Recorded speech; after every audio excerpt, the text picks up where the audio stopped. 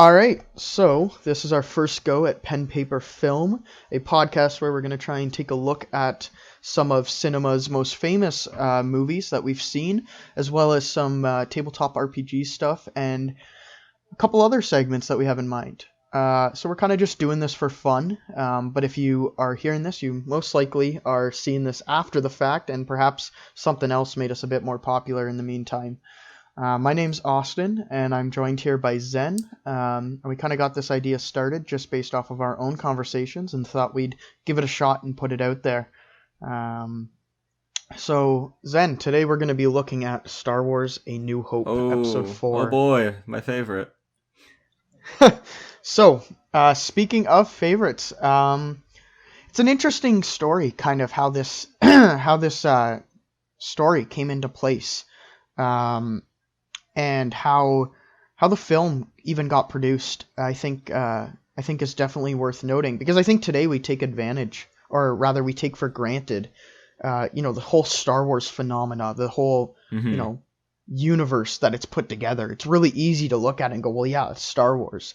But once upon a time, Star Wars was a risky business venture for a producer, or for a company to even take on, and it's kind of even miraculous that it got as far as it did. Yeah, it's wild to think that something as just easily accessible and wildly successful as Star Wars at one point was seen as a huge gamble. That's just crazy to me, that we live in a world now where that slight difference just makes such a big difference for just content creators as a whole.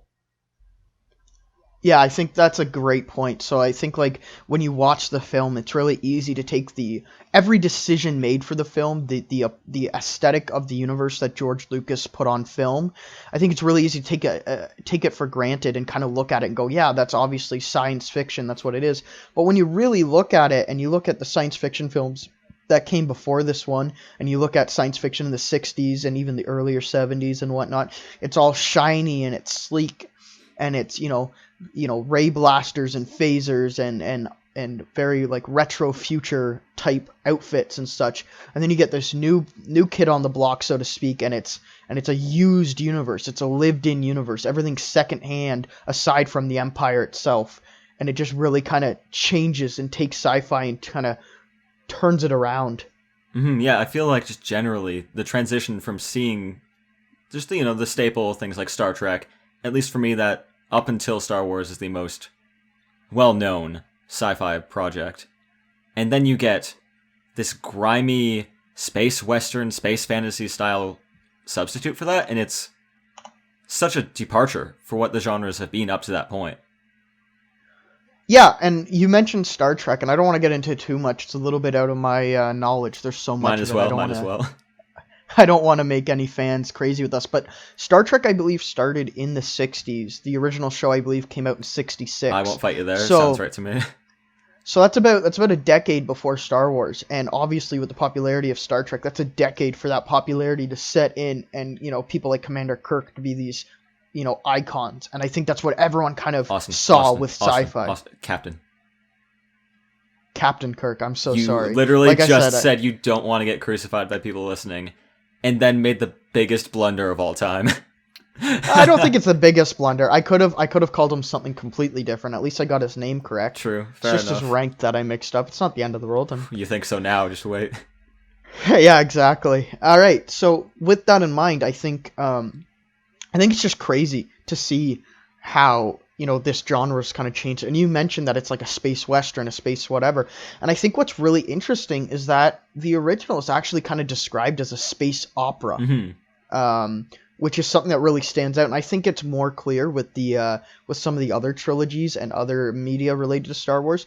And I think it's not until you look at the original trilogy as a whole that space opera makes any sense. I think the individual films themselves seem to speak towards those other genres you talked about, and it's when you step back and look at it as a whole that it's like seen as that opera, at least in my opinion. Yeah, I completely agree with you there. And just like on that note, looking at some more recent projects, I feel as though they kind of lost those subgenres of being that space fantasy and space western that was initially intended.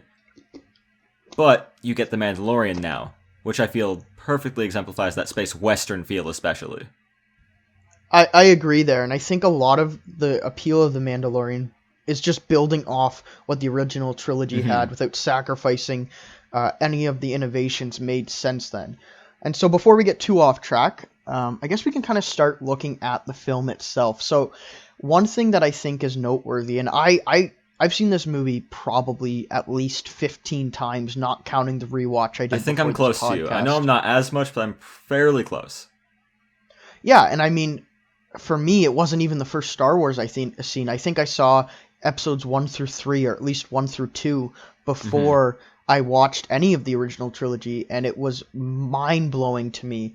I guess when I was, and I do vividly remember this. I guess when I was a kid, the concept of a prequel made no sense to me, Yeah, that took me a and it was while. I remember being. I have this vivid memory as well of being in the theater near where we live and just staring up at those giant screens where they had the like trivia stuff, and the word prequel came up, and I had to ask my dad, and he just tells me what it is, and I don't even remember what movie I was there to see because I think I spent the whole time trying to figure out timelines separate to our own and how that could potentially how is it even possible to see a part of the story that comes after a part like my child brain exploded trying to figure it out. yeah, exactly. And I think like for me, the biggest one was like the episode naming. Like, you know what I mean? Like this one came out Yes. and Oh it my looks god. so old. Yep. It looks old. It looks, gritty and grimy, and you can see the special effects aren't the same. And yet it's episode 4. How did they know to call it episode 4 at the start? Right? I don't No, no, understand. exactly. 100. I think it was. I was playing Lego Star Wars, and that's when I had that exact thought. Yeah, I do remember Lego Star Wars, and I think I may have been in a similar boat.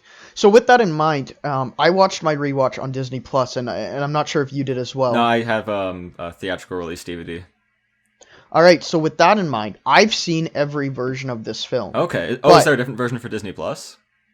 yeah, I so was not there's aware. the yeah, so there's the original 77 edition of the Yeah, film, that's the cut I which watched. is yeah, which is what the purists will tell you gotta watch. Now, after 77, there's a 20th anniversary re-release in 97 where George Lucas made some changes to Oh, it. I'm well aware of this one. Yeah, unfortunately. And then after the 97 20th anniversary release, there's a 2004 one where he adds even more edits, such as Hayden Christensen being the Force Ghost in Return of the Jedi instead of Sebastian Shaw Maybe I haven't playing that. seen the '90s one then. Maybe I've just seen this one. Okay, yeah. So the I wasn't aware 90s there was one, two there's retouches. yeah. So the 90s one is very similar, but the 97 one came out before Episode 3 did, and it was after Episode 3 that he went back and put Hayden Christensen Hmm. as Anakin Skywalker in. Um, so with that in mind, now I know you haven't seen the Disney Plus one, but Hmm. that's okay because I've seen the other versions as Feel free well. to And spoil it. yeah, so with I guess we should say that right off the get go. If you haven't seen Star Wars yet, somehow there's going to be spoilers. Uh, Now that that's been said, and everyone who hasn't seen Star I Wars had to and fight is such a strong urge to just shout out a huge spoiler. That's just who I am, and that's okay sometimes. exactly. So with that in mind, now the Disney Plus version, from what I gather from my research that I did looking into it, is a 4K version that George Lucas started working on in 2010 and then stopped when he sold it to Disney. Oh, And when they came up with Disney Plus, they went back and redid, like finished, I don't know if they got him to finish or if they did it themselves, hmm, but finished the 4K work they were doing. Originally, it was for like a 3D release that he wanted to do or something. hmm. Um, Now, it makes the colors pop a bit more, Okay. but it also retains some of the changes that were made in previous Mm. editions. And the downside to that, and I noticed this throughout the film, you can always tell what parts were changed after the fact. The Yeah. CGI and the technology used starkly stands out in comparison to the stuff that was done in the original go at things. You Hmm. can tell when CGI was rewritten. And I think in my notes here, about halfway through the film, there's a prime example of something.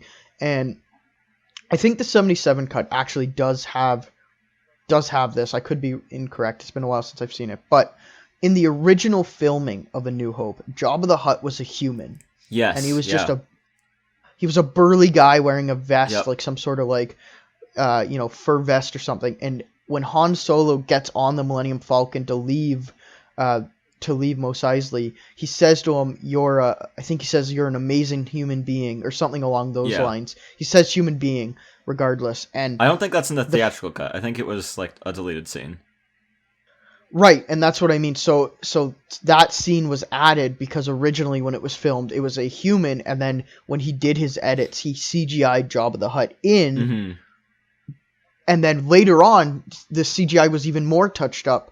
But and I'm not sure which cut. And that's kind of the problem with what George Lucas did, and I guess what Disney did as well with this, is it's so hard to know which version of the film you're watching. It's like trying to watch Apocalypse Now with all the cuts and stuff that goes on there, and it's unfortunate because I think, as great as it is to touch things up, and I understand from a director's point of view wanting to get what your original idea was, to get what your intention was, but at the same time, if your film becomes popular for one reason and then no one can see that original cut easily without going out of their way to get the theatrical cut and make sure they don't get the wrong version. Yeah, the DVD I have came out like 10, 15 years ago. Like, it's an old DVD.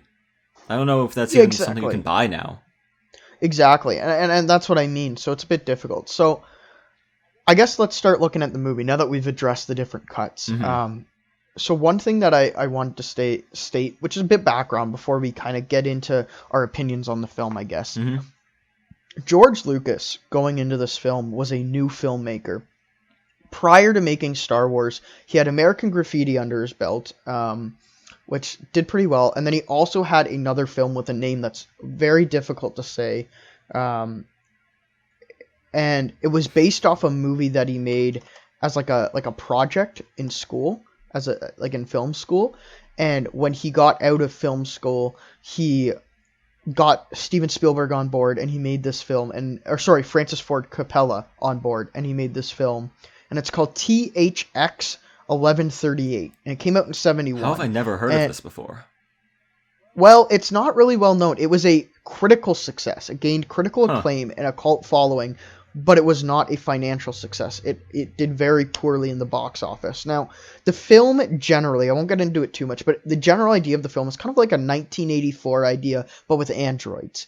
And what he learned from that, from what my research says, basically he learned from that is that he needed to have something a little bit more positive, something with a little bit more to draw the audience in, as opposed to what he had done in that film with science fiction. And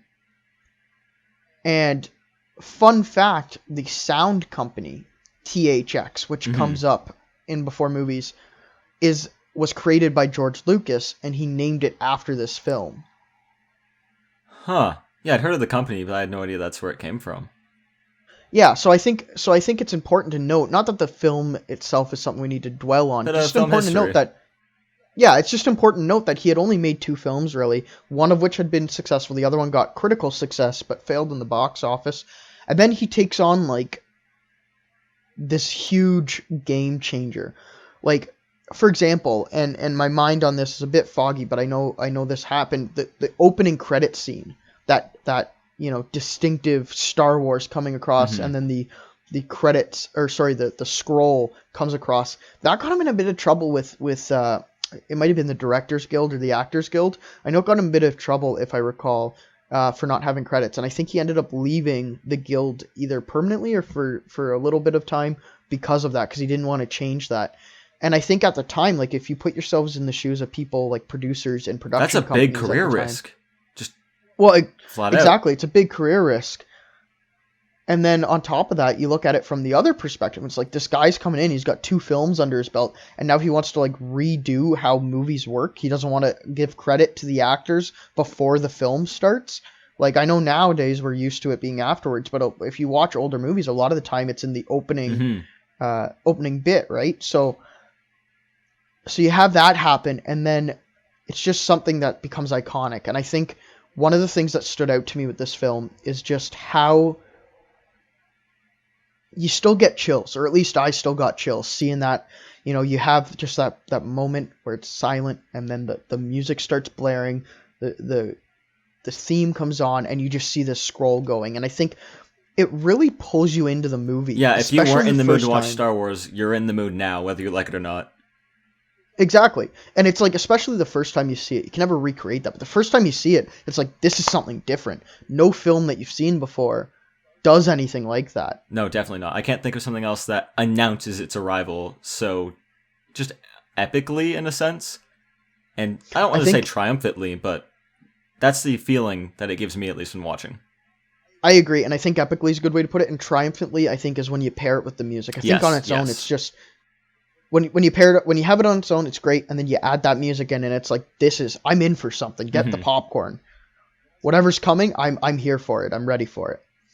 But you're not, because it's Star Wars, and Star Wars, when it came out, was something groundbreaking. And then you watch it for like your 10th time. It's great.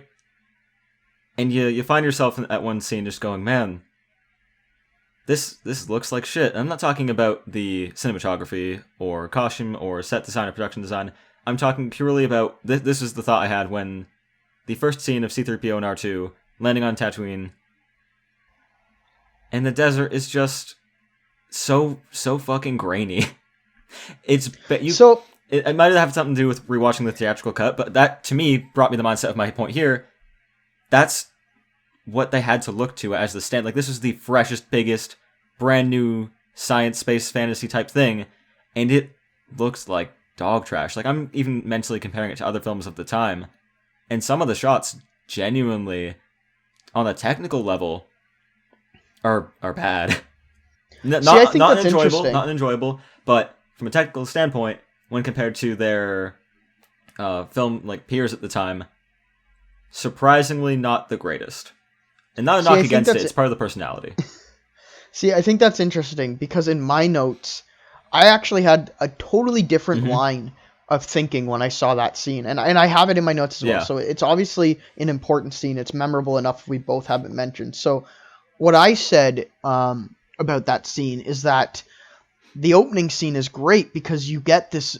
It really sets the vibe, the stark Oh, I contrast, love the because opening everything. scene. I don't want to make it sound like I don't didn't like it. I really think it's like top 10 film opening scenes or first acts. I'd say even. It's just the quality of the film, and it's Well, not and even so much a exactly. knock against it. It's just like it put me in that perspective of trying to think of myself in that time. This being the new, like when you watch Blade Runner 2049, for instance, when you look at that, to me, that is like the brink of outstanding cinematography and what a film can truly look like when done right. And that to be their equivalent of that is just kind of mind blowing for me, how far that technology has come. I think that's a good point. And what I was trying to get at wasn't so much that I was saying that you thought it was bad. I Hmm. think I was trying to get more at like how much you can take from this film, right? We're both looking at the same scene, and Yes, you're yes. looking at the technical aspect, and I agree that it is a grainy shot. And I think shots like that one, to tie into something we mentioned earlier, shots like that one are what make it so difficult to watch the later cuts. When you have a shot that's grainy like that, Hmm. as much as on a technical standpoint, they may have other films from the time that are better, but if the whole film looks like that, it's easier to kind of let it fade to the background. It's not something that bothers you all the time. Hmm. But then you have a shot like that compared to like later shots where all of a sudden Jabba the Hutt looks like he's right out of 2005, and it's just really a stark Hmm. contrast that makes the film jarring when you watch those later cuts. But one thing I saw from like a film perspective, not so much the technical level, but story wise and the introduction wise, that scene, like, it goes from the very sanitized, I want to call it, like hospital like interior Hmm. of Princess Leia's ship in the beginning of the film, and then you have just sand and dunes, and you're not on an exotic world. You know, Hmm.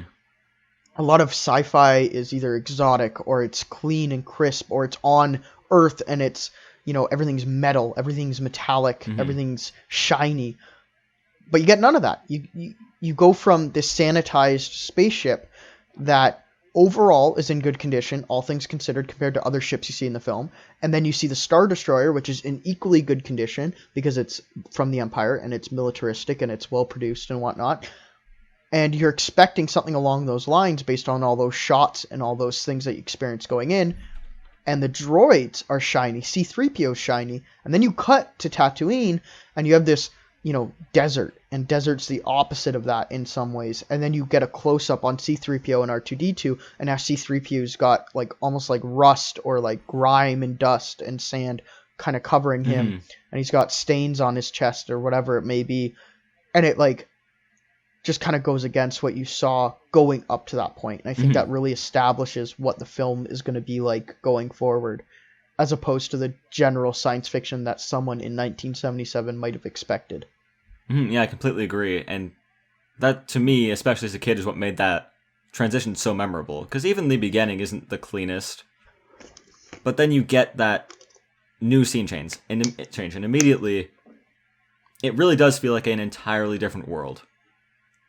And you get that a few times throughout the film, which is what makes it so impactful. It makes it feel like there is this whole sprawling galaxy. Even from the very few places we get to explore, they just feel so varied, but with that same sort of style and unity that does make it feel like they developed in the same consciousness. That makes it feel like a unified galaxy. So I had something to say about that, actually. I wasn't expecting to go down this road, but you mentioned how it makes the galaxy feel very wide and whatnot, expansive, even with the few scenes. And I think maybe because I've seen it so many times, and also because I was watching it this time specifically to talk about it in this context, one thing that stood out to me was, as a kid you watch it, and as a kid it's quite simple, and it's exactly as you said, it's this wide universe. But then I watched it again earlier today, and I was like, there's like 3 settings, there's a lot less going on than I remembered. You've got Tatooine, you've got the Death Star, you see Alderaan for a little bit, and then you have the, I can't remember the name of it, but you have where the Rebel base is. Yavin as the 4, I want to say? I know it's a moon from the planet Yavin. I thought it was called Yavin 4. I could be wrong. You're correct. That's the Battle of Yavin. Yeah, you're correct. It's Yavin 4. So that's exactly what I mean, right? So it's a lot less going on than I remembered, but at the same time, watching it didn't feel any worse because of that. It was just like that sense of like broadness was gone, and I think a lot of that too has to do with the Star Wars media that's come since then. Yes, for sure. You've got the Clone Wars, you've got like the TV show, and then you've got the other films and such. And I think with all that in mind, it makes you sit and watch this film and go, 3 locations, that's nothing. When in comparison to other Star Wars films, it's like they're playing bingo with galaxy locations. So one thing that I had in my notes here was that you mentioned transition from scene to scene, and the transition in this film, the transitions are great. There's only 1 or 2 that are like a harsh cut. Everything is like these sliding transitions where the scene continues as the next scene is starting on your screen, and that was great. And one thing I really liked about that is how it doesn't break the immersion. It's just like you can watch what's happening and still get ready for the next bit without really pulling yourself out of it. The screen wipes are iconic at this point. I remember going into Force Awakens and being like, oh, they better fucking have screen wipes or else I'm going to be pissed. And of course they had it, so, got me there. Yeah.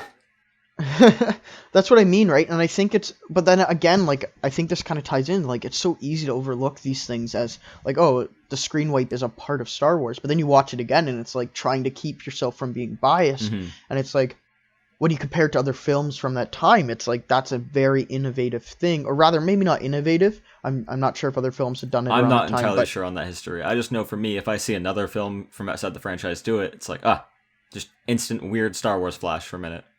Exactly. That's what I was trying to get at. I'm not sure if it's innovative, but the fact that it became so iconic because of Star Wars is the innovative part. So one thing I kind of wanted to talk about was just like the overall like used universe feel that you get in this one. And I think for me, it really stood out in this watch because it was something I wanted to keep an eye on, because you go from every other Star Wars, media since then, and they try and recapture that, and I don't think anything has. I think Mandalorian gets pretty close. Mandalorian gets very close for me personally, and I agree with that. I just don't think anything can really. I think it's a mixture of like the technology of the time.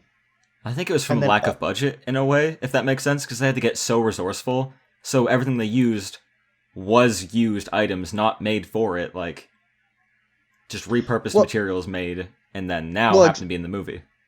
Exactly, and I think George Lucas did in the production and in some of my research, like he wanted that used universe. It wasn't by accident, but I think it's.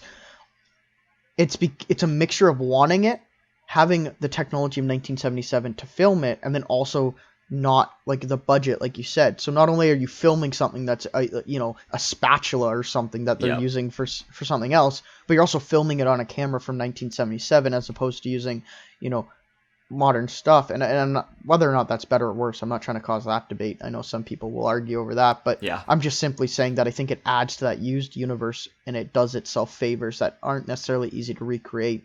Oh, definitely not. It hasn't been able to yet.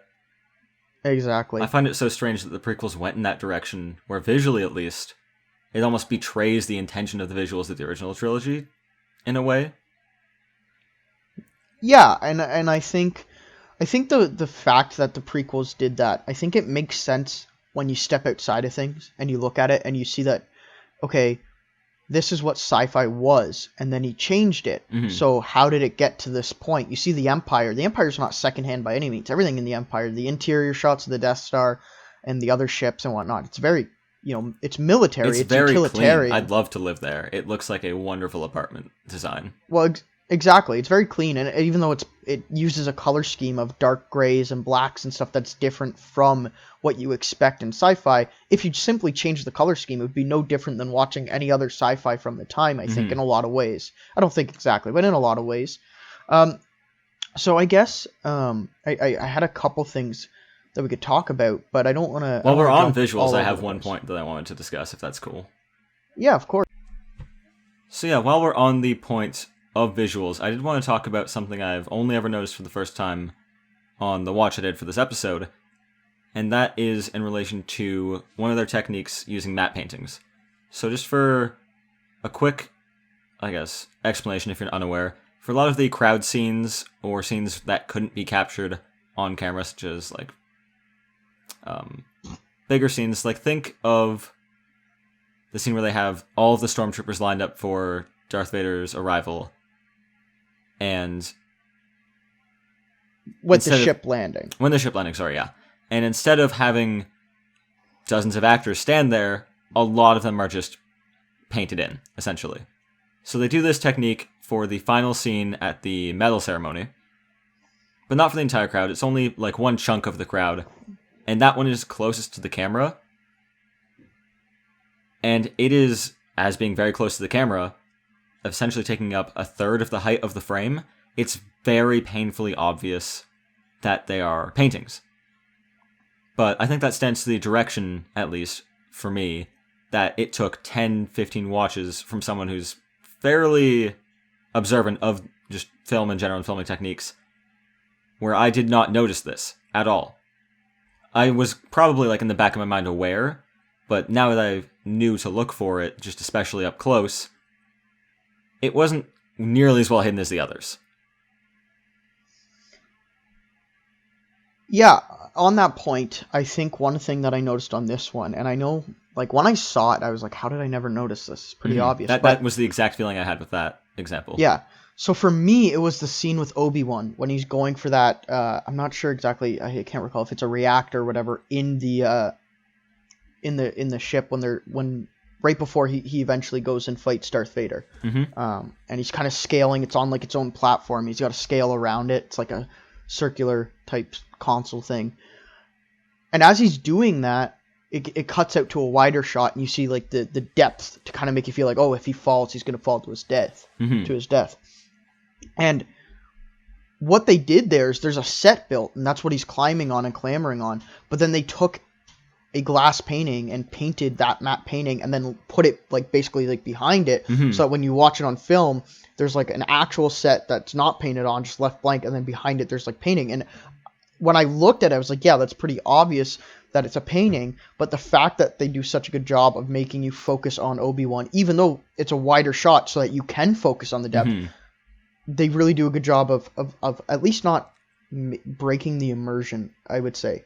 You know, For it's sure. easy to Most notice. of the time, they really do a good job of not distracting from the action. It's there, and it sets the scene, and it doesn't draw away, while still providing that landscape or setting that your mind can quickly see it, acknowledge that it makes sense, nothing really trips that wire in your brain that lets you know something's off, and you can continue enjoying with whatever effect was desired from having it there. That's something that they do very well.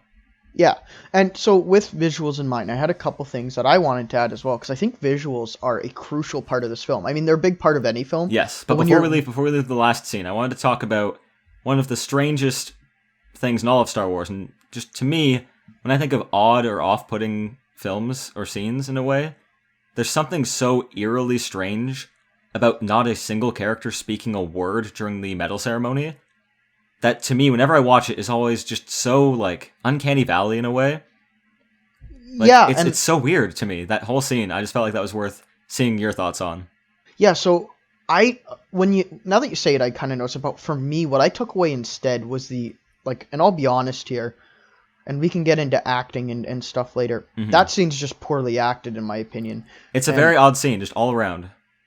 it's hard to be a good actor and always have perfect scenes, and I understand that, but Harrison Ford and Mark Hamill and even Carrie Fisher, they act in that scene like Hmm. people who have never been happy before. They act like people who Yes. have never felt the emotion happy and have been told this is what happy looks like. Now act it. I think part of it And is that there is no dialogue for them to even begin to access what they might be emoting at that point.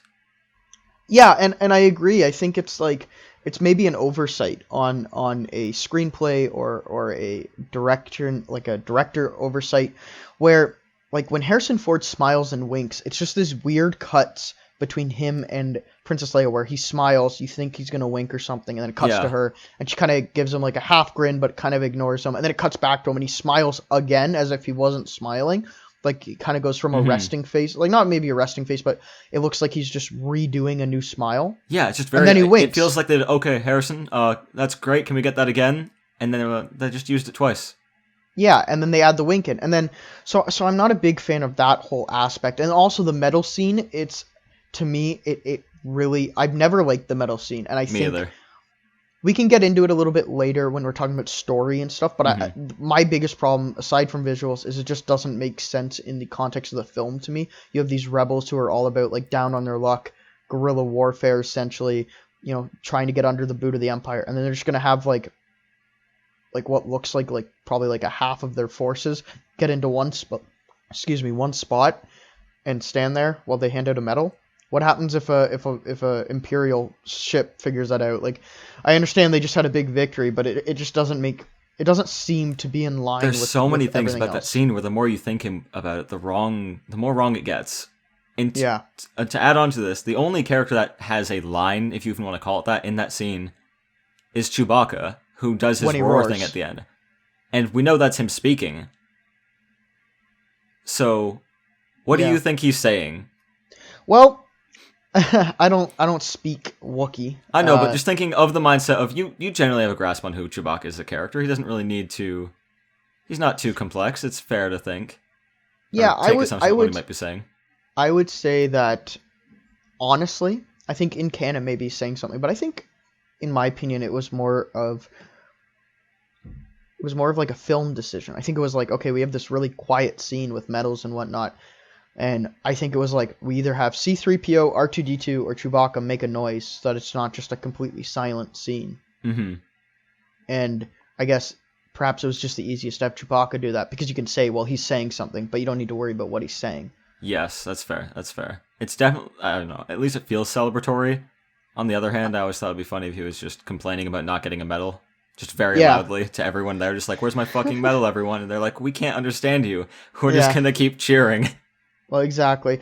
But so yeah, so with visuals now, unless you had anything else to say about this awkward scene No, or I off-putting just wanted scene. to dwell on how awkward this scene was, because that almost made it more entertaining in a way, because it really hit this watch. Just how strange it is. That's all. Yeah, yeah. So for me, one thing that stood out was exactly what we said was visuals. Just in a general sense, I think you watch it as a kid and it hits you in awe. It's not you're so busy taking in what you see that you can't focus on what's happening. If that makes sense. You're so Hmm. busy like, oh, like there's so much amazing things happening. You don't spend enough time looking at it. But when I watched it this time, I specifically tried to keep an eye out for things like that. And there's a couple things that stood out. So first of all, when you have the interior of the rebel ship, it's all white pretty much, and then it later shows you like when you see the empire and the interior of their ships, they're all black and gray. Mm-hmm. And I think it like sets up that really easy duality, you know, that Mm-hmm. relationship of good and evil. It really sets it up subtly. Like you kind of get that feeling. And there's a couple other scenes in the film that does it too, like when Princess Leia's being marched through the ship with Darth Vader and a couple of the Imperials. There's like 3 Imperials wearing all black and Darth Vader, and then in between them is Princess Leia, who's wearing a white dress, you know, and it kind of sets up that good and evil dynamic. There's also a lot of times that color comes up into play. And I could have been reading too much into this. I'm not exactly sure how like philosophical George Lucas actually is. But there was one scene where Luke Skywalker goes out and it's nighttime, and he stands there and he looks out at the suns and the music's playing, and the sunset has a purple, like it makes the sky purple. And with my knowledge of Star Wars later on, I kind of looked at that in a sense foreshadowing just the trilogy as a whole, because red being the dark side lightsaber, blue being the light side lightsaber, and then you've got a guy here who spends a whole trilogy figuring out where he is. Like, I know Luke, when you watch it, once you've seen the whole trilogy, it's really easy to look at Luke as the good guy. But when you watch them just individually, he does have that struggle. His dad's like, join me. Like, if your father tells you to join him, like, that's an inner struggle. And even his clothing reflects that through the trilogy. I won't get into all the trilogy right now because that's too much. You're definitely correct there. You know, you've just got like, you've got a shot of Luke and you've got purple in the background, and then later on you see that battle between Obi-Wan and Darth Vader, red and blue, and with their lightsabers, and it just kind of shows you like that. I don't know. That was just kind of my especially take. Since that is of the whole film in a way. I know it's early, but that is his real moment. His decision to go on into embracing whatever it is that there is. Exactly. And so another point too, just like with clothing choice and such, when you see Luke in the opening scenes with him, he's wearing white, which is in line with all the good guys in the show, essentially, except for the stormtroopers. And that's something I wanted to talk about. I thought it was really interesting how it, when you know the expanded Star Wars lore that happens after the original trilogy, it makes sense. They're based on the clones and such. But at the time, the stormtroopers being white, it's kind of interesting because every other aspect of the film puts white as this symbol of good, and gray and black and whatnot as a symbol of evil. And then you have these stark white troopers, and there's so many of them. Because I doubt George Lucas fully had that fully in mind, that, oh, he has the entire lore planned down to what color the armor that the clone troopers wear. Which he very clearly does have the Clone War plan in mind, as, you know, when Luke first receives the lightsaber in that scene, he mentions the Clone War specifically. So he very clearly had some plan in mind, so I'll give him credit there. And it's a situation of either A, I'm extremely impressed that he had every detail down to what color the clone trooper armor was, and the reasoning there, or B, it is, like you're saying here, whatever point you're about to make about the interesting choice to keep their armor white as opposed to the rest of their comrades, which are usually wearing black. Yeah, and for me, I think the only reasoning I could think of, aside from just choosing white because it was a uniform color that was a little bit different than the other ones, I think Darth Vader is the focus, obviously. He is not yet revealed, spoiler alert, to be Luke's father, or the Emperor mentioned at all. The only person mentioned is, in fact, Darth Vader, and he is the central figure as evil. Now, with that in mind, the stormtroopers make it very clear that Darth Vader's the evil guy. Yes, right? Especially in that opening scene, you get a very stark contrast between understanding that, okay, the stormtroopers are evil, they're not the guys that we're cheering for, versus, you know, the faced humans versus the masks, for me, is what does it. And then you get the leader coming out in all black, and it separates him even further from them. Yeah, and I mean, it's a bit on the nose, a bit cliche, but at the same point, too, I think it also highlights that stormtroopers aren't necessarily evil. I know this is getting a bit philosophical, but it was just something I thought of. It was like, you know, they're just guys. They're just, you know, they're not like Grand Moff Tarkin, who is outwardly cruel, deciding to blow up Alderaan even after she makes that agreement to give up Dantooine, even though she was lying. But they're not outwardly cruel and involved with the decision making. They're just the grunts. They're just doing what their job is. And you even see that with Luke early on. His plan is to join the Imperial Academy. Yeah. There's no, the Emperor and Darth Vader's side of things is a bit more hidden from, I want to say, public eye, if that makes sense, across the galaxy. They're not the face of the Empire. Exactly. So, with that in mind, moving on from visuals, there's a couple other things, but they may come up in other forms of conversation as we move on. I guess we've talked for quite a bit of time now, and I wanted to get into this. So, what aspect of the film did you engage with the most? Like, what do you remember? What do you always remember the most about this film? What stood out about it? What was the weaknesses of it? Like, that sort of thing. Like, what do you find is the strengths and weaknesses of this particular Star Wars? For me, it will always be the characters. The introduction and the character of Han Solo, the Ben Kenobi with this personality we see in this film, I'd say even Luke to some extent. He is more of like the audience stand-in as they learn about the galaxy as they progress. But just the uniqueness of them and the archetypes that they, if not create, become icons of, and are now having other characters for generations of content creators base their characters off of. They are just so memorable. I hesitate to say quotable. I feel like this movie reaches beyond that and what it creates. And especially when you look at the villains too. For me, Tarkin is such an amazing villain, and I really wish there was a universe or a version of reality where we got more of him. His interaction with Leia in the scene where he blows up Alderaan is so menacing without being a physical threat, just his presence. And that almost aura he gives off is so great that he overshadows Vader for a scene. You take Vader, who is up to this point, and even still, an extremely menacing character, and he is not what you're worried about. You're worried about the old guy making threats because his threats ring. There's something about how he delivers the negotiation terms with Leia that really catch my attention. And not to say Vader in this film wasn't great either. He has less moments than he does have in future films of the trilogy. But his interaction with Ben Kenobi, that scene with their duel, though not the greatest action scene, is a great, great example of showing the ideologies through action and how they have their discussion during their battle. And then having Luke experience that, and like you were saying with the simulation of purple, having his moment there, seeing that climactic scene come, and then firing back instead of running with his compatriots is a great sign of who he is as a character. And it seems like this is an excellent film of a writer and director and just a creative team that fully understand their characters and know how to use their strengths and weaknesses in a way that drives the story forward. No character acts out of character at any point, in my opinion. Yeah, so with that, I have a couple things. So first of all, I'll kind of work in reverse maybe a little bit. Okay. So I personally find that I agree with you on the Moff Tarkin thing, but with that in mind, my feeling, and I've actually held this for some time, and it's hard to say how it would turn out because it's just speculation. But in my, when I speculate about what could have been done, what could have been better, that sort of thing, I always think that maybe it would have been interesting to have had the main villain of this film be Grand Moff Tarkin. I feel like that's the vibe I got from a lot of the time. That, I mean, like trilogy/franchise, or the main villain of this film? Because in a way, I feel like he already is the main villain of this film specifically. Well, I mean the main villain of this film, and I know that it feels like he's the main villain, but I think the film does a bad job of highlighting that. That's fair.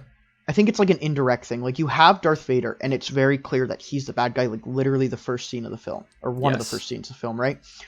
And then it just feels like later on, with the interaction with Grand Moff Tarkin, in that, I guess you call it like a war room, where he's ready to kill that guy, he's choking him, and he's told to stand down, essentially.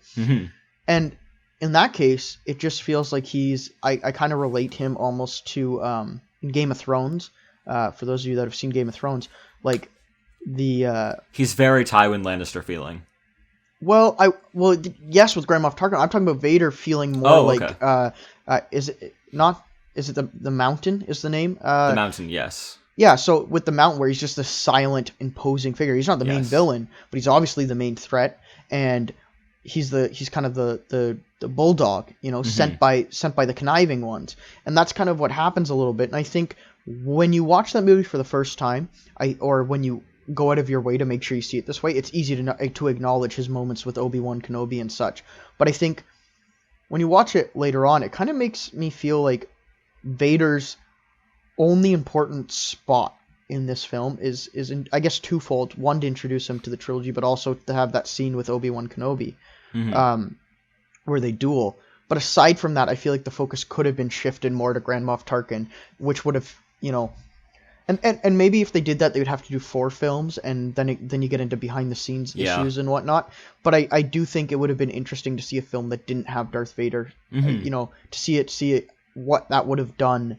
That would be interesting for sure. I feel like part of that, or at least what has to be somewhat of a driving force, is the knowledge behind the scenes that one of these characters is going to be here for 2 more, one of them is not. And that surely has to dictate the amount of development they give the one they know has to be a long-term investment, more screen time. Yeah, I guess that makes sense. I think that's a fair point. Now, some other things I want to talk about. So you talk about how characters are your strongest thing. For me, personally, I think my biggest strength for this film, the thing that really resonates with me with this film, is the establishment of the story. Mm-hmm. The characters, I feel like, are great, but I also feel like, aside from Obi-Wan Kenobi, given that it's his main film, he's kind of in the other one sort of with his voice and stuff, but this is a shining moment. Mm-hmm. I feel like the other characters really come to in the later films. I feel like what really struck me always about A New Hope is it sets the scene perfectly. I can't think of many other movies that are distinctly designed to be the start of a trilogy or multiple sequels that do it. There's films where you have a movie comes out, it's great, and then afterwards it's optioned for a sequel. That's different. There's not many films where they know they're going to make a trilogy and they just come out and they nail the opening scene of a 3-part thing.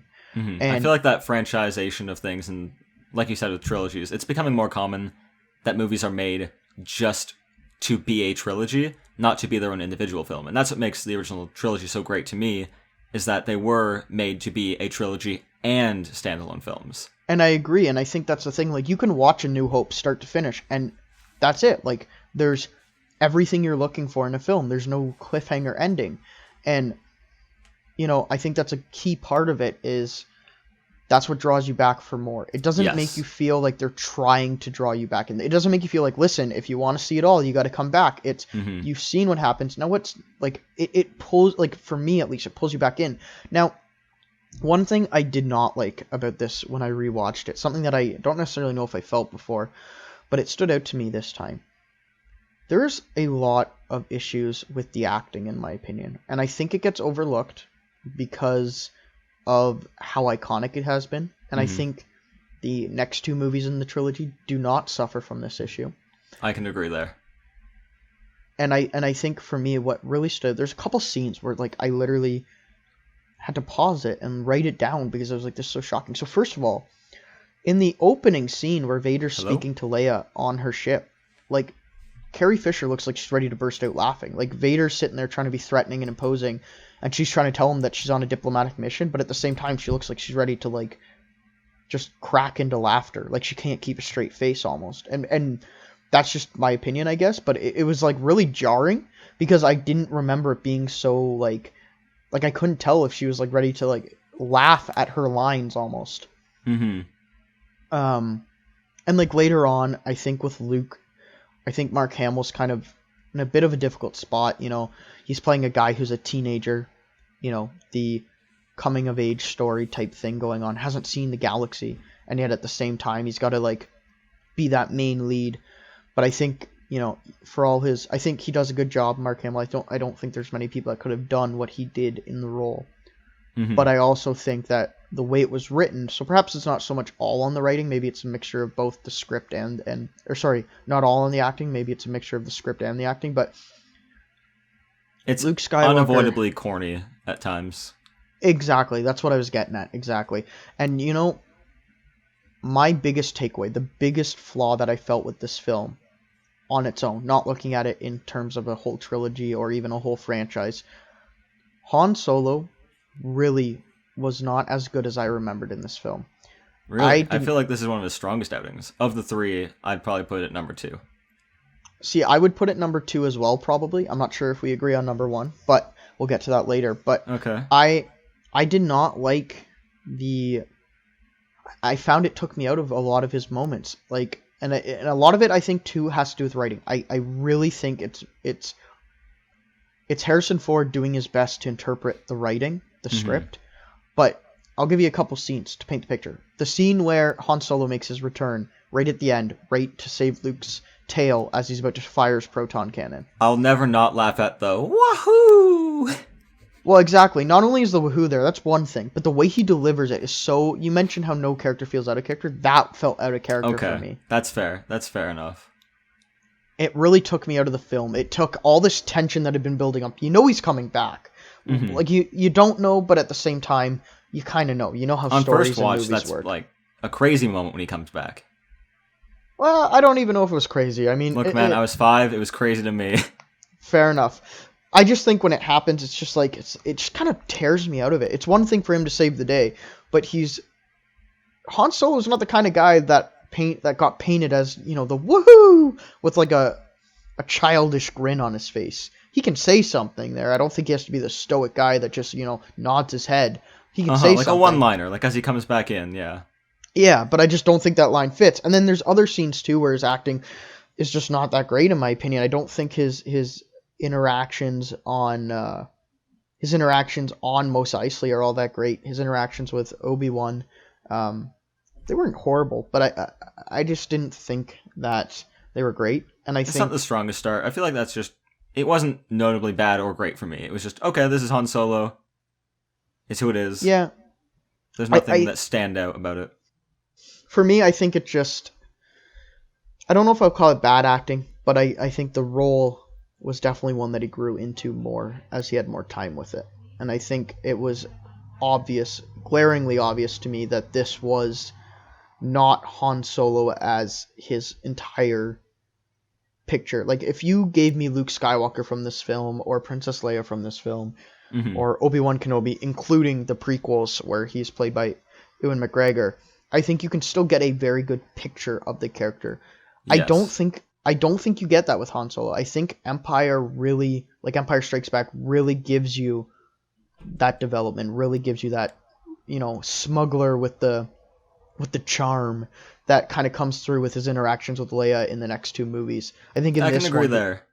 Of like the main three, I guess trio of characters being Luke, Leia, and Han, he sees the most development through the three films. I'd say, even more so than Luke, surprisingly. Yeah, I don't necessarily know if I agree with that fully, but I think the acting definitely does. Like, I think Harrison Ford really made the role I meant his own. More so in like how the character behaves and yes. the strength of character.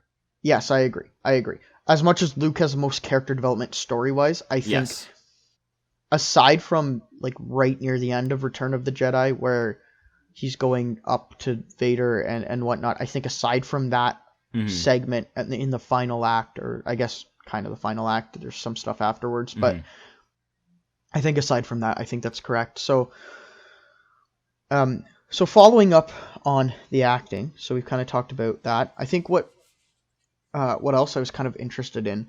Now, how did you feel about the reality that they invent here? Like, did you feel consistent reality? Did you feel like what George Lucas put out there seemed consistent? Because I know later on, to kind of make this make more sense, later on with other films, he kind of turns it on its head and adds new rules and stuff. Okay, I see. You know what I mean? That kind of like makes you reevaluate a little bit of what is the rules of his reality. You know, not spoil anything, but he later on introduces midi-chlorians and whatnot, like puts it on ahead. So how did you feel about this film itself? Did it hold its integrity throughout, or did it feel like there were some bumps along the way? For me, I feel, though through some variation, that isn't necessarily a bad thing. Overall, through this film and the trilogy on a whole, I feel as though he doesn't, or I guess the whole creative team, does an excellent job of maintaining that. And to me, makes it feel very, very strong when compared to the other trilogies in the series. Okay. So for me, one scene stood out. I don't know if you noticed. Okay. It's not one scene, it's a couple scenes, but it's one particular thing. It was the only thing in this film that really ruined the immersion for me. And I think with that in mind, because it's the only thing, I think that's made it worse, if that makes sense. Yeah, It I was see. like, Maybe not because worse as a statement about the movie being worse because of it. If there were more scenes like it, obviously it would be worse. It's just that you notice it and can't let go of it now because it is the only example. exactly, I think, yeah, that puts it into better words than I was. But you have the aesthetic of this, right? You've Yes. got your Imperials. They are military, utilitarian, crisp uniforms, grays and blacks. You've got Vader, who is like a stormtrooper but distinctly different with his black color scheme, his Hmm. imposing figure, and his breathing mechanism. Then you have your stormtroopers, the grunts. They are obviously the rank and file. You have your rebels, who have a more put together, uh, you know, it's still uniform, but you can tell Hmm. that they're working with cotton and stuff, and they're just throwing together what they can to have a uniform. You've got Princess Leia, who's got her dress outfit, and that kind of stands out as making her Hmm. the princess and whatnot. You've got Obi-Wan, who wears his robes, the wizard, very, very much playing into that fantasy aspect. Hmm. And you can tell that Luke is later going to get that. Even though he puts on the clone trooper outfit for a little bit, he starts off in the same kind of outfit. Hmm. Han Solo has his outfit that makes him stand out. It's in line with other sort of smugglers and bounty hunters that we see. But I don't know Hmm. if you noticed, Aunt Beru is rocking a denim jacket right out of the 70s. That hasn't come to my mind before. And Maybe that's just every, what's hot in Tatooine fashion. and every time I saw her, it really, really pulled me out because right next to her is Uncle Owen, who's wearing white robes, tan robes. And then you have her wearing a denim jacket with what looks to be like a floral pattern, like button-up blouse, which is like right out of 70s fashion. And I don't her know. I've never seen hairstyle, this before. her hairstyle as well. It's the same idea. And so for me, it was jarring. I first noticed it at the dinner scene. They're all, or I guess it's lunch or something. They're all eating food Hmm. together. Um, and you've got Luke talking about leaving early before the season comes around for the harvest, and his Uncle Owen, and then it cuts to Beru, and she's just wearing a denim jacket Yeah, with I've like a never floral noticed this patterned before. shirt, and I her thought you were going to hair. talk about the jacket that Luke wears in the ceremony scene, because it's very clearly just a leather jacket that they painted yellow, like to the point where on the seams, like the edges, where it would be hard to paint, you can see that it's black underneath. Yeah, I mean, but at least there they made the effort. With this, she literally Yeah, looks like they just like I would not be surprised, and I have no information to support this, but I would not be surprised if I found out one day that like the costume designer needed forgot. someone and just was like, "Hey, mom, can you come by the studio today? I have a scene to shoot." I And don't know, that, with the kind of weird, like, Jimmy Rig behind the scenes stories I've heard, I wouldn't be surprised. And not as a knock against it, that's part of the brilliance that made this movie so special, in a weird way, was that mentality of Jimmy rigging and just doing what they could to make things work, no matter how, okay, like, I guess that's a way to do things they ended up being. yeah. So that was the only thing really for me, but it was really No, like good catch. it like stood on my mind. It was like an earworm. I couldn't get rid of it. It was like, I'm gonna go or rewatch sorry, the opening tomorrow, just to see that now. it just like I couldn't get it. I couldn't get it off my head. As like it was just like every time I thought about something, I was just like, man, I just can't get rid of this. Now, I don't know if you had anything you wanted to go to next. Not really, but I did Um, want to make one fun note about costuming with, back to Tarkin. So Peter Cushing, the actor that plays Grand Moff Tarkin, yes, I know where has this is going. abnormally large feet. Now this is more so for whoever's listening, so they can hear this, because it's a fun story. So they couldn't get the boots made in to be unison with everyone else by the time the shooting was going to happen. And so instead of cramming his feet into boots that were too small and make it very uncomfortable and impede his performance, he talked to George Lucas and was like, "Hey, I have an idea. If you shoot me from like knee height up, I can just roll up my pants and wear some slippers." So he's just Yep. walking around in his very imposing outfit, delivering these threats where if the camera was just pulled back a tiny bit more, he'd be wearing some grandpa slippers. And to me, I want to see the slipper cut of A New Hope. Yeah, I agree. I think it would be interesting. Um, so a couple things, I guess. A Yeah, go couple ahead. things. Sorry, I mean, I don't even know how to follow that up. It's such a good point, but it's also like, you It's know, just fun. It's just so much fun to think about. yeah. So one thing I had was just like a symbolism, and I'm surprised I never picked up on this. Maybe it's because it's been like I have seen this before many times, Mm-hmm. but I think it's been probably at least like 2 or 3 years since I watched it last. And in that time, uh, I've been really into movies for probably about 5 or 6 years now. I think it's Mm-hmm. probably about 14 or 15 when I started really getting into movies, Yeah, looking same. into more than just watching like whatever came out next, but like watching older movies, looking into their Yes. cinematography, trying to pay attention to things. So it's been a while, and I don't know if I've watched A New Hope since that's happened, or at Hmm. least watched it while paying attention enough. Mm-hmm. There's a lot of symbolism in this movie that I kind of overlooked. So I wanted to talk about something, and this could be me reading into it too much, but I don't think so. I think it's meaningful. So the title of the film, A New Hope, right? Mm-hmm. It's pretty obvious that that refers to either Luke, the rebellion, both, the group of people that you meet, anything along those lines, Mm-hmm. something like that. But I found it was even more so when there's particularly the scene where, uh, particularly the scene in Obi-Wan's house, and Luke's like, this droid has a recording, and he gets it to play, and so you see Princess Leia, and she goes, "Help me, Obi-Wan Kenobi, you're my only hope." Mm-hmm. I don't know if you noticed this, but when she says "you're my only hope" to Obi-Wan Kenobi, who we know dies and is therefore no longer capable of being her hope, the Mm-hmm. camera during that line is actually on Luke Skywalker, Huh. the New Hope.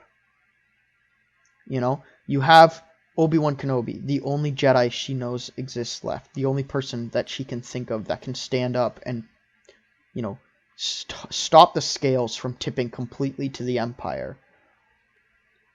And the camera goes to Luke Skywalker as she's saying "Only Hope" in a film called A New Hope.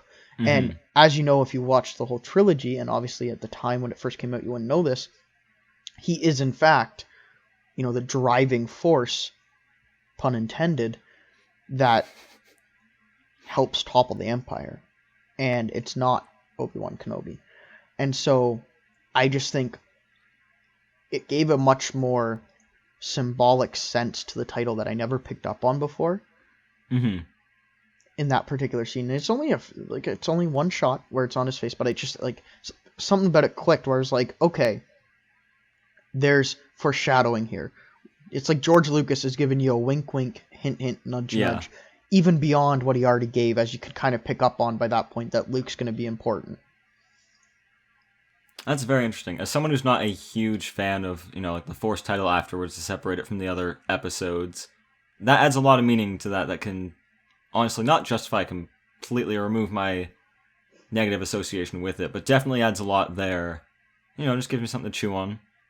Yeah, exactly. And I think the other ones are very obvious, right? Because Empire Strikes Back, they're Yeah. striking back for the Death Star. Return of the Jedi, well, Luke's a Jedi now. He's finished his training on Dagobah. He's going to face Vader. With A New Hope, it was always like more of a vague thing. It was like, yeah, how is it exactly a New Hope? Because the rebellion already exists.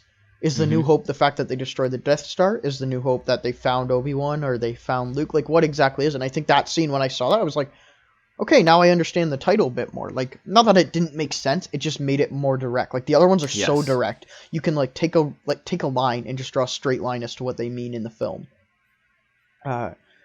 Something else that I noticed that kind of stood out was just the film does a really good job of giving you kernels of information, Yes. letting them sit there just long enough for you to think about them and wonder, but then Mm-hmm. fills you in before that wait becomes so long that it becomes confusing. Like there's a Mm-hmm. there's a timeline, I think, where you get a piece of information, you think on it, you mule it over, and then if enough time passes, you chalk it up to being, man, I'm confused, I don't understand what's happening. And this film does a great job of being like, Colonel, give you a few minutes, let you think it over, let you be confused before really getting to that point where you start to detriment the movie, and then it gives you, like, it explains it. It gives you what it is. And I have in my notes, I think, one example of that. Um, Let me just see if I can find it. Yeah, so Mm-hmm. the the mention early on of the rebellion uh, comes on the opening scenes with Princess Leia, where Vader's like, "No, you're not on a diplomatic mission. You're here for the rebellion." and everyone's like, okay, so obviously someone's rebelling, something's going on. Yes. And then later on, before it's too long into the movie, C-3PO mentions that they were there because of the rebellion, and Luke like literally gets up quicker than I've ever moved in my life and looks at C-3PO and he's like, you know about the rebellion? You fought in the rebellion? And which then not only, just to like what you're saying, adds to the fact that yes, okay, we learned in the opening scene there's a rebellion. To certain classes of people, you see the different reactions to it. You see the sort of disgust and disdain that Vader shows, and then the excitement and almost naivety of like a child essentially towards this mystic rebellion that Luke shows, and it kind of gives you that perspective. Yeah, I agree. And I think that's shown again, and I think another really big one is the Jedi idea, right? Yes. So he finds out about Obi-Wan Kenobi, and who is this? I know a Ben Kenobi. Then he has this meeting with his aunt and uncle, and he mentions this, and his uncle says that he doesn't know him. And then, like, it's like, okay, so that's, okay, the audience is like, okay, that's not important anymore. And then literally 2 lines later, he's like, yeah, he died around the same time as your father. And then Luke's like, oh, so you do know him. So then it brings you back in right away. It's like, okay, something's going on here. And then you meet him, and he mentions in that scene, again, another colonel. And I don't know the exact line, but I know the most important word is he mentions wizard. He says something along the lines of basically like... Yeah, they use like wizard and sorcery in terms like that a lot in this film. And I can't think of another movie in the franchise where they do use those terms. Yeah, and I think it has to do... I think that's more of a outside of universe thing. But it also does a lot. So first before we get into that, because I do want to talk about that, we have the time to. Yes. Real quick, just to tie up what I'm on. He mentions like, you know, something about like, don't get involved with that wizardry or like whatever. And then you're like, okay, what does that even mean? Because at this point, you don't know very much about the Force or whatever. And then when you meet Ben Kenobi, who has been called a wizard, his first scene is making like this weird high-pitched noise, and all you see is just like a robed figure, and it's not a pointy hat, it's a hood. It's not a pointy hat, it's a hood. But, you know, wizards wear pointy hats, and you see this, like, robed figure, like, walking up, and it's like, oh, that's the wizard. You get it right away if you know anything about fantasy. It's just those subtle visual cues. Right? And it's like Colonel. You get that Colonel, you get a little bit of time to sit with it, be like, okay, there's something going on here. There's wizards in this world. What does that even mean? And then you introduce, you're like, oh, he must be the wizard. Screaming robed men. Gotcha. Yeah, and then he explains what the Force is, and the Clone Wars get mentioned, and then it falls into place very well.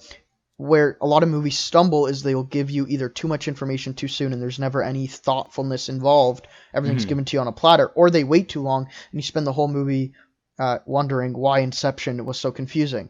You know. Now, with that in mind, like you were mentioning about the wizardry and stuff, I think it just goes to show, for all the knocks against his directing and his choices, George Lucas understood, in my opinion, to make this film successful, he had to find a way to bridge fantasy to something new. It was sci-fi, but it wasn't sci-fi. It was something new. And it was sort of fantasy, but it wasn't fantasy. It was kind of a fairy tale, but it wasn't a fairy tale. And you needed something to link that, and I think calling the Jedi wizard... Those keywords. Pardon? Those hot words and keywords to immediately go, okay, while this isn't exactly correct, what's very similar that we can have a character use as a throwaway line, you know, won't hurt the overall film or trilogy's sense of unity, but will immediately convey the idea that needs to be conveyed. Exactly. So I feel like that's a big problem with a lot of new fantasy or sci-fi or whatever. They insist on using new terms for the first time, regardless of immersion. For me, whenever I hear, oh, you know, Jay, the Ridge Hacker, and it's like, oh, what the fuck is a Ridge Hacker? I guess I'll learn in half an hour when they finally sit down and tell me. Whereas, you know, they could just say, fighter, he fights, you know, or that's what they do. And then they explain later. Even a more obvious answer is, I rode on my 4-legged quasosaur. Yep. And it's just a horse. Just call it a horse. You don't need to give everything a different name, because that makes it harder to follow. If you just call it a horse, it's not going to ruin immersion that it's called a horse. It's fine that it's called a horse. You know? And so I think it was really interesting. But the other in-universe thing that I love about this is everything about the original trilogy is that the Jedi are long dead. Even Tarkin talks about it in terms of the Sith and like an ancient religion and et cetera, et cetera. So that's 2 notes. First of things, later on when you meet the Emperor and stuff in the later movies, it's really important to note that, like, as far as I understand from the expanded aspect of things, it's not really touched on much in the movies. As much as he's the Emperor, he doesn't really make public appearances anymore because of the events of Episode 3, where you see him get, like, his face turns all, like, wrinkly and whatever. And so, essentially, the Senate's like, yeah, he got all messed up in a battle where the Jedi turned on him and scarred him for life. And so he doesn't make public appearances. So they don't really know that he's a Sith Lord. He's just a guy. Like, at this point, the prequels weren't made, so no one knows this, but if you take a step back, he's just a guy who used to be Chancellor, who's now the Emperor, and he was scarred by the Jedi.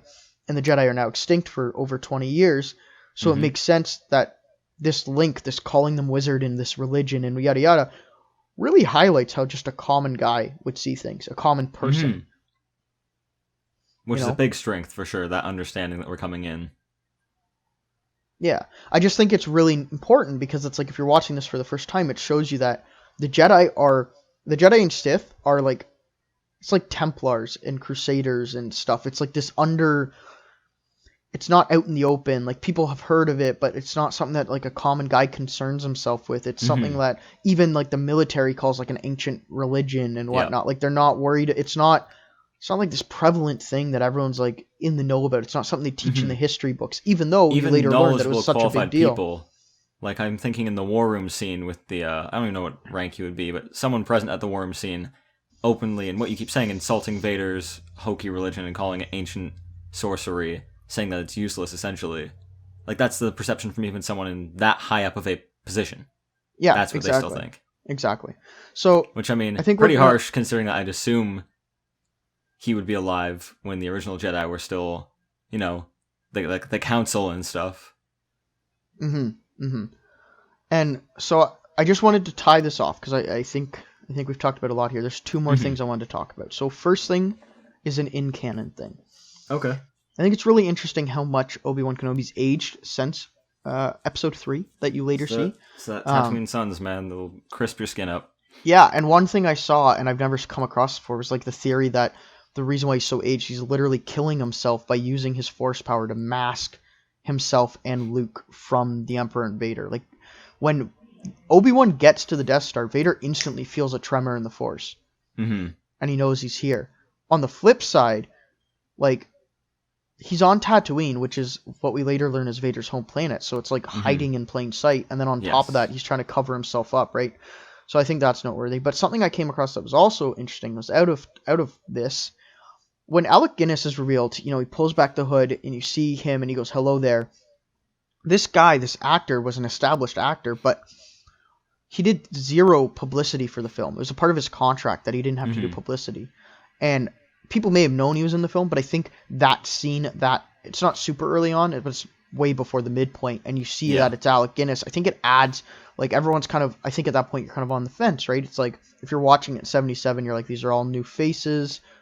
Is this legit? Is this just some run-off-the-mill young producer, young director, whatever you want to call it, making a film? And then you see, wow, they got Alec Guinness for this. That'd be like, you know, you watch a film now, and someone like Michael Caine shows up in it, or... Yeah. Right? It adds that kind of... prestige immediately. Prestige, stability. It shows that even though we got young new actors, we've got a guy or two that know what they're doing, and it adds a bit to that, right? The credibility that it earns in the eyes of people who are unsure about it in the first place immediately changes. Yeah.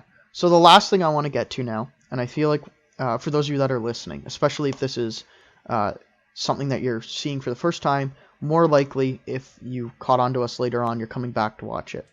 I want to always kind of give a ranking for this film, like whatever film we're discussing. So on a scale of 1 to 10, where do you put this film? Where do you rank Star Wars: A New Hope as both a movie and as a Star Wars movie? Where do you put this? What is your... Taking nostalgia out of it completely, it's a movie I still very much enjoy, with some flaws and, you know, the inevitable setbacks of being so experimental.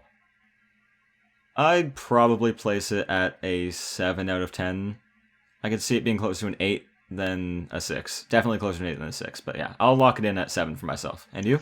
For me, I give it an 8, and I think it's hard to take nostalgia out of it, so maybe I'm a bit more biased. Fair. But I give it an 8 just because I think not only did it challenge things. But a lot of films that are groundbreaking takes them a little while for that to take effect. You know, you do something Yes. and audiences don't latch on right away, and then it's like a couple years later that it becomes prominent.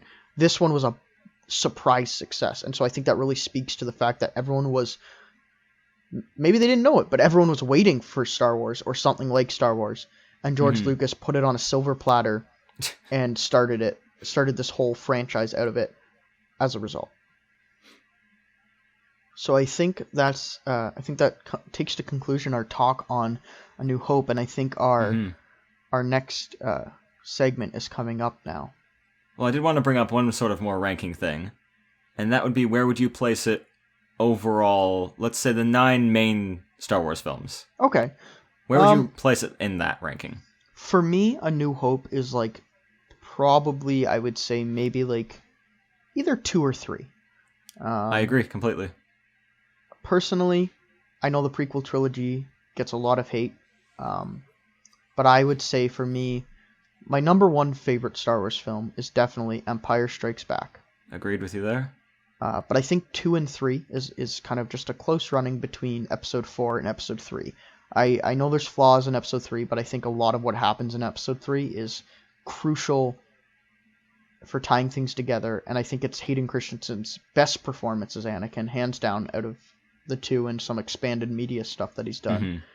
And I think Ewan McGregor, out of the 3 films he was in, really, really shines. He's always in great. This one. He's one of the few things that I'm not a huge fan of that trilogy, and his performance is one of the things I can really latch onto and keep me interested when I watch those. Yeah, definitely. All right, so I think that ends our segment on this, and I think we have one more short segment coming up. We do. Yes, as the title of our podcast alludes to, Pen, Paper, Film, the entire subject is now taking what we look at in our film segment and looking at its implications or systems based on it in the tabletop RPG world. So for the uninitiated, that means things you've probably heard of, like Dungeons & Dragons, if you've seen Stranger Things. So yeah, there are quite a few direct installations and systems for playing tabletop role-playing games set in the Star Wars universe. If you wanted to... Austin, which one would you like to start talking about? Well, I think for me, the most recent ones Okay. kind of stand out, but one that actually like takes the cake for me, and this could be biased, I really think the third party, it's a fan-made one as far as I understand, it's an adaptation of Star Wars into the Dungeons & Dragons 5th edition system. And for me, this one stood out when I was doing my research into the different Star Wars tabletop RPG ones, simply because it focused more on the storytelling aspect of the game, which Dungeons & Dragons 5th edition leans heavily into in its own universe, without getting bogged down by clunky mechanics. And I found with some of the more recent and even older stuff of tabletop RPG systems dedicated to Star Wars, because you're trying to do the Force, and you're trying to do blasters, and you're trying to do, even regular swords, they can get bogged down with overly complex mechanics that really take away from things. And, so for me, that kind of stood out. And I think, too, that perhaps one of the issues with adapting Star Wars to tabletop RPGs, and maybe one of the reasons why it's been tried so many times, I counted like 5 or 6 that I came across, I think it has to do with the inconsistencies in the, universe. And just how different each trilogy is on their own, trying to meld that into one certainly has its challenges. Well, exactly. Not only the trilogies, so you're looking at 3 different tonal shifts, 3 different universes. You got your sleek Republic universe in your prequels, and then you have your used and oppressed universe in the original trilogy, and then the sequels are kind of like a mixture of both that leans towards the original trilogy in their aesthetic. But then on the flip side of that, you also have to appeal to the Clone Wars TV show. You have to appeal to the expanded universe novels. You have to appeal to video games. You have to appeal to all these different things that have added and expanded and made these systems and lore of Star Wars more complex. And you have to kind of account for that in some way, or ignore it and risk ostracizing someone that was looking for that specifically. That's a very good point, and I don't know if there's a way to make that such a distinct grouping of tones and subject matter work. And I think that is why, like we were saying, how the 5e adaptation feeling one might be the strongest of the bunch.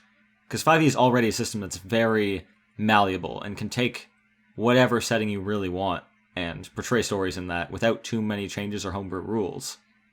And Star Wars, being as different as it is, especially from planet to planet, even in things that are similar, like looking at the Ewoks and the tone of that, and that's within the same trilogy as the tavern-esque scene on Mos Eisley in the first film, extremely tonally different. And even though there's that aesthetic and characters and actors, I suppose, that bring that visual synergy back together, they're so different. Yeah. And that's within the same trilogy, let alone years and years of technological changes apart just in the actual filmmaking, between being CG versus practical.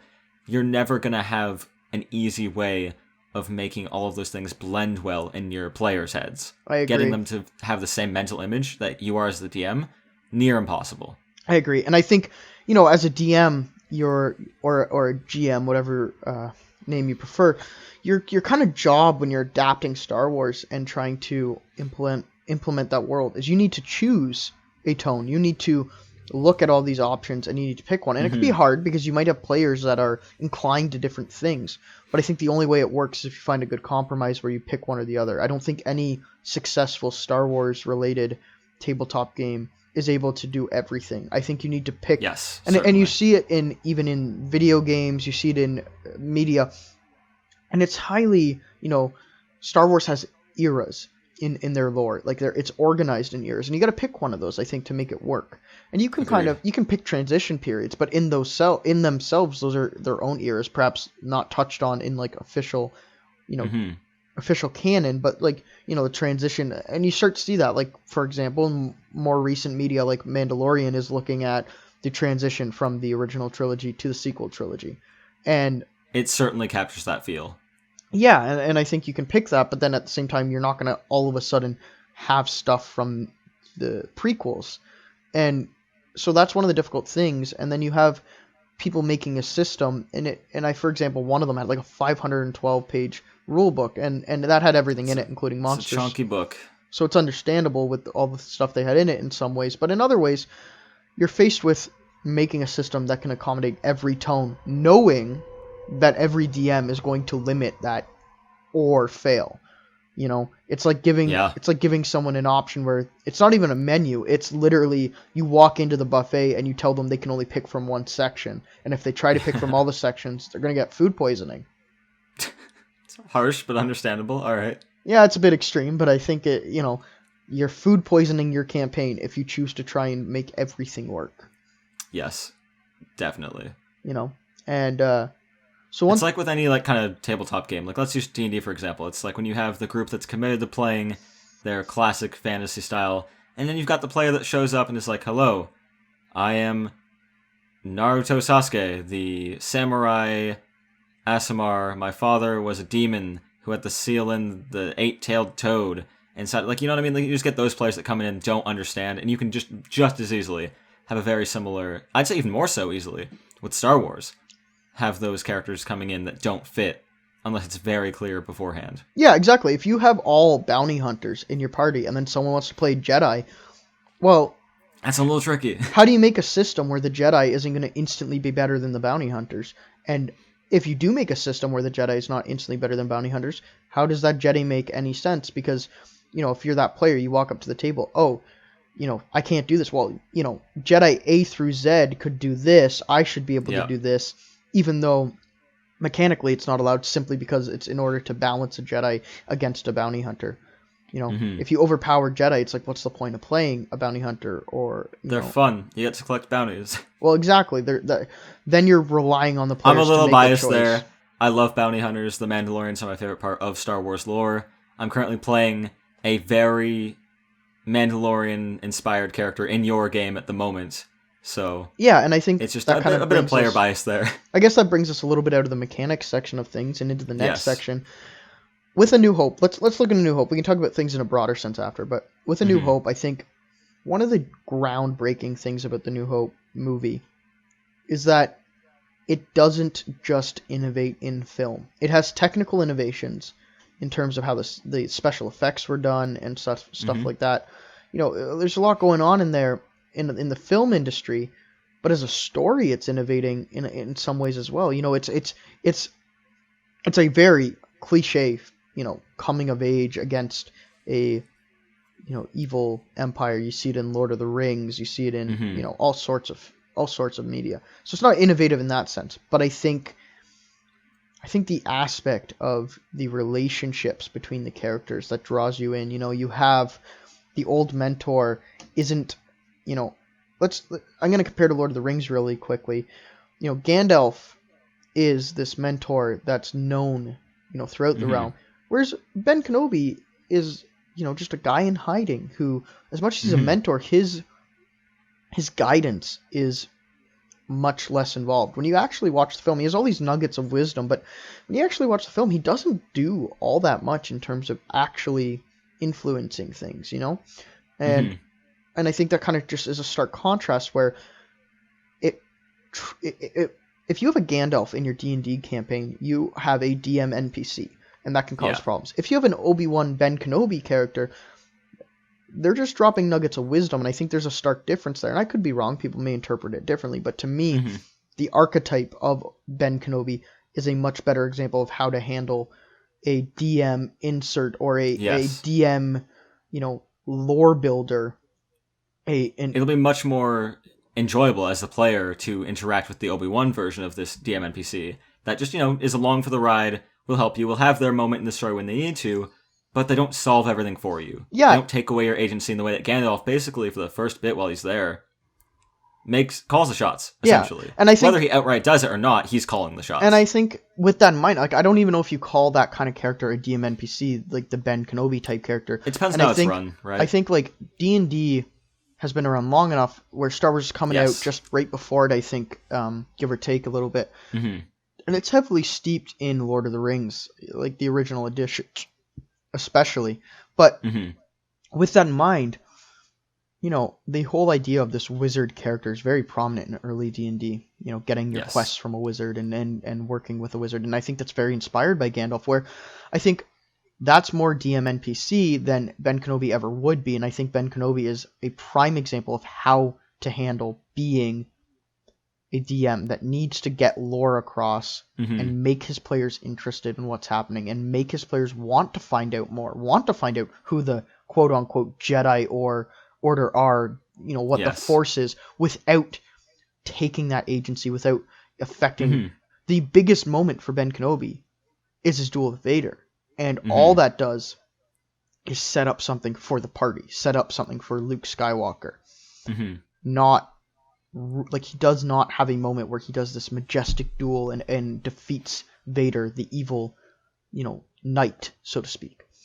So I think that's important. And then on the flip side, you have other character archetypes that are really important that I think inspire people in their character creation. You talked about bounty hunters for The Mandalorian, and that's not in A New Hope, but that idea of Luke Skywalker, that coming of age story. His coming of age is it's a cliche idea, but I think because it's handled the way it is,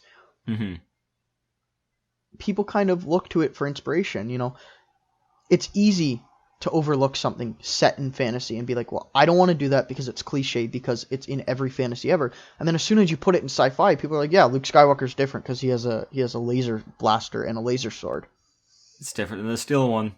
Fight me. Exactly. So then when you're drawing inspiration from it, I think it basically, people are always going to take it cliches. Makes new, or I should say, it makes old tropes new. Exactly. In a way. Exactly. Everyone looks at it and says, oh, that's cliche, I'm not going to do it. And then you have this introduction or this focus on characters like Luke Skywalker, and then all of a sudden it's like, well, it's different. It's different now. I'm inspired by science fiction rather than fantasy. Because I think a lot of people will try their best after they, you'll always have people that play your cliches, but the more you play tabletop RPGs, the more creative and exotic people try and get with their characters. And I think certainly, yeah, they'll cut off a lot of inspiration that can come from fantasy work because they're like, okay, now that I know what I'm doing, I don't want to be cliche fantasy. And I think having science fiction take a fantasy story, the idea of a coming of age against an empire, is the most fantasy story you can think of, especially at that time when fantasy's dominated, and still is, but especially dominated by Lord of the Rings. And you take that and you're able to transfer that to science fiction, and not only put science fiction film on a spin and innovate technical aspects as well, but then you're innovating and you're showing that this story, this cliche, as much as it's cliche in fantasy, it can be applied to all sorts of genres, and it has been, but I think it really becomes clear when it's applied to science fiction. Mm-hmm. I think when we look at things now, it's easy to compare science fiction and fantasy side by side. I even had two university courses. One was science fiction, one was fantasy, taught by the same guy side by side. But I think that happens as a result of the developments since Star Wars, especially A New Hope. And that's my opinion. Certainly. I think that kind of emphasizes the relationship. I know it's a hard left turn, but like I can't stop thinking about this. And in something like traditional fantasy, where across all forms of said medium, you have your standard classes pretty well throughout. But now with Star Wars, when it comes to tabletop games, when it comes to your character classes, how much variation have you seen throughout looking at these systems when it comes to the classes? Because there are no set in stone, like, oh, there must be the fighter, there must be the cleric, there must be the wizard. There isn't that expectation to Star Wars. Yeah, I think looking mechanically wise, I think the Star Wars class system really comes from the expanded canon. Oh yeah? You have your prominent game that really sets the story. I think the thing that really sets you up is, before this you have Jedi, you have Sith, you have bounty hunters, you have smugglers, and that's about it. Like that's your adventuring tiers. And then you have the BioWare game. I believe it's BioWare comes out with Knights of the Old Republic, where they divide. You have smuggler, you have different regular classes, and then later on when you become a Jedi, it's no longer just a Jedi. You have 3 Jedi classes: Consular. I can't remember them all, but one's Consular, I think one's like Sentinel or something, and then there's a third one. And I think that is the turning point, and that's in early 2000s, 2002 maybe, or something around there. I don't know it off the top of my head, but that's the turning point, I think, for the tabletop approach to Star Wars and future media, where since then there's 3 types of Jedis. There is the Force user, there's the lightsaber focused user, and then there's the kind of in between. It's like looking at D&D and seeing clerics and paladins. They're both inspired by the divine, but they approach it differently. Well, now you have Jedi archetypes that are, one's like a paladin, focuses on his lightsaber skill and his combat like that. The other's like a cleric, mystical, focused on the Force as a power, as a tool to flow with, and then the in between. And I think that's where the classes kind of come from. And aside from that, I think it's more just on titles. Bounty Hunter, in essence, is no different than any other guy that shoots a gun, in my opinion, when you look at the hard facts of it. But it's kind of like the story implication. If you're going to play a Bounty Hunter, you want to play a class called Bounty Hunter, not a class called Blaster User. And then just tooling it to be a Bounty Hunter. Bounty Hunter in itself is kind of tough to me, because it's not like some of the other classes that have direct implications with mechanics. Like a cleric, not anyone can be a cleric. Clerics are the ones that use their relationship with their gods and their deity and their worship to gain their power. However, with the bounty hunter, there's no like sign-up sheet where you have to be like this tall or have to have this skill to fall into that class. Anyone can hunt bounties. There's nothing stopping a rogue and a wizard from hunting. Like a wizard can hunt bounties. Yep. I agree. Like there's sort of like that. Well, there is those skills such as tracking that kind of come along the lines with being a bounty hunter. It's a little tricky to make that a class in some ways, and I think the system that we actually looked at maybe playing didn't actually have a bounty hunter class, if I remember correctly. Yeah.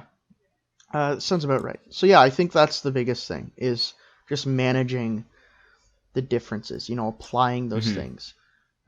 And so I think that pretty much covers a lot of the tabletop stuff. It does, yeah. So with that, I think we're going to call this episode to an end. So this was the first episode of Pen, Paper, Film. Again, my name's Austin, and that was Zen. This is both of our Hello. first attempts at a podcast, as far as I know, and obviously there's Yeah, it going to be is. some bumps, but hopefully it was somewhat enjoyable if anyone ever listens to I had a this. lot of fun. I had a lot of fun making it, and the Yeah, main I've done point. some streaming stuff, but this has been very different, but still very fun. Yeah, I think the main focus of this was more, just to have fun. So it's something different, something new. We're in the middle of a pandemic right now, Yeah. so it was something to keep us busy and try. hmm Had some technical difficulties that we had to sort out before the episode. Doing things online adds a little extra layer of things, but I think we've got it going, and I'm excited to try it again sometime soon Me too. for a second episode.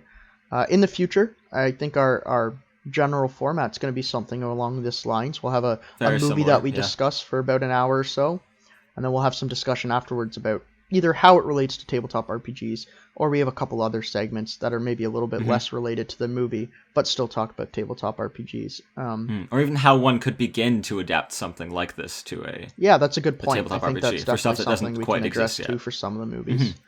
Like, let's say you really, for whatever reason, you really want to play Inception at your tabletop. I want to be Leonardo DiCaprio. I want to be in someone's dreams. We'll talk about how maybe we could begin to design that. Yeah. We won't actually go through the process, but, early steps would be something that would be fun to discuss. Yeah, exactly. So with that, I think we're going to call it to a close. So we're going to sign off here, and hopefully you'll listen to us next time. So Yeah, thanks thank for you. listening. Thank Bye. you.